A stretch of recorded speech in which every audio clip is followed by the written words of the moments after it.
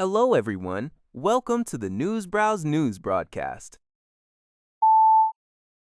According to NTD News, France's domestic intelligence agency, the Directorate General for Internal Security, has dismantled 9 clandestine networks linked to China's Ministry of Public Security since the start of 2026, operating covertly within Chinese diaspora organizations, such as the Fujian Business Association. These networks allegedly conducted surveillance on political dissidents, recruited informants, and facilitated passport services.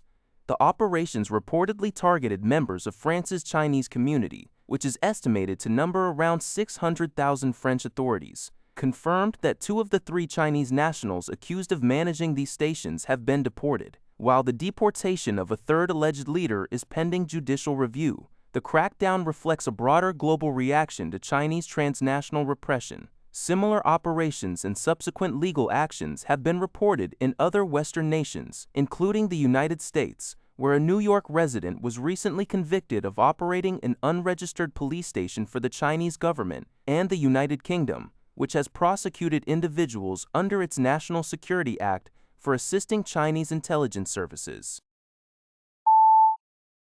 According to a report by Al Jazeera, an armed attack on the Diori Hamani International Airport and an adjacent military airbase in Niger's capital, Niamey, has left 11 soldiers and 2 civilians dead.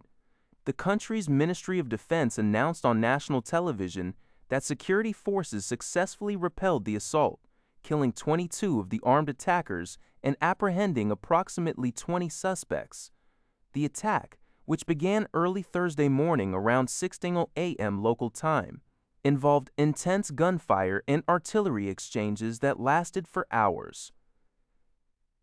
The Defense Ministry confirmed that a large-scale military sweeping operation is underway, but emphasized the strategic airport has been fully secured and remains open to international air traffic. While no group has immediately claimed responsibility for Thursday's assault, the region has long struggled with rising violence from insurgent groups affiliated with Al-Qaeda and ISIL.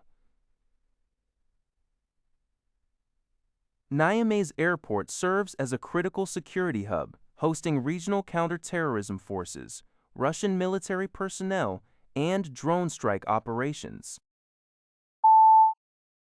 According to a report by Al Jazeera, Somalia has issued a strong warning to Israel, advising the country against meddling in Somaliland. This diplomatic friction intensified after Somaliland opened its first overseas embassy in Jerusalem. The opening marks a major step for the breakaway territory, which has long sought international recognition. Israel had formally recognized Somaliland's independence in December 2025, paving the way for closer bilateral ties.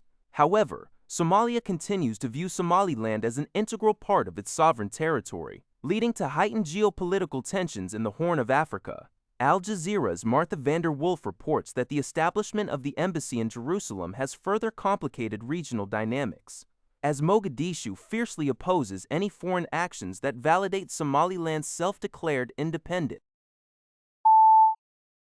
According to Al Jazeera, US Vice President J.D. Vance has defended a new Memorandum of Understanding (MOU) aimed at ending the U.S.-Israeli war with Iran. The agreement, signed by U.S. President Donald Trump and Iranian President Pezeshkian, has faced criticism from both Democrats and Republicans in Washington, who argue it offers too many concessions to Tehran. In an interview with the New York Times, Vance directed sharp criticism at Israel's leadership for continuously pushing the U.S. to prolong the conflict. Addressing hardline Israeli cabinet ministers who opposed the peace deal, Vance stated that Israel, a country of 9 million people, can't just kill your way out of every national security problem. He urged Israel to allow negotiations to progress. Vance framed the war as a strategic victory for the U.S., arguing that it successfully degraded Iran's military, nuclear capabilities, and economy. Under the MOU, the U.S. will waive certain sanctions on Iran's fossil fuels, establish a reconstruction fund, and work toward regional stability, while leaving some details of Iran's nuclear program to be resolved in upcoming negotiations. That's all for this video. Thank you for watching. See you in the next video.